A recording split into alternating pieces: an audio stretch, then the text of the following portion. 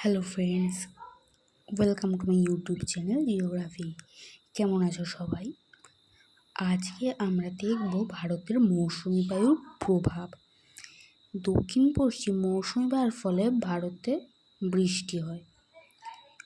উত্তর পূর্ব মৌসুমি বায়ুর ফলে ভারতের শীতকাল হয়।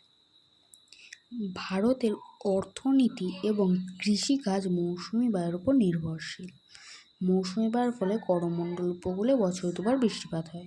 মৌসুমি বায়ুর ফলে কোথাও খরা হয় এবং কোথাও বা বন্যা হয়। মৌসুমি বৃষ্টি ভালো হলে কৃষকরা লাভবান হন, মৌসুমি বৃষ্টি খারাপ হলে কৃষকরা ক্ষতিগ্রস্ত হন। ভারতের ফসল উৎপাদন মৌসুমি বৃষ্টির উপর নির্ভর করে। ভারতের বিভিন্ন উৎসব যেমন নবান্ন, ওনাম, বিহু এই মৌসুমি বায়ুর সাথে যুক্ত। আমরা বুঝলাম মৌসুমি বায়ু কিভাবে ভারতের ওপর নির্ভরশীল। আজ আমাদের ভিডিও এখানেই শেষ করছি। ভিডিওটি ভালো লাগলে লাইক, কমেন্ট, শেয়ার করতে ভুলো না। চ্যানেলটিকে সাবস্ক্রাইব করে নিও। টাটা।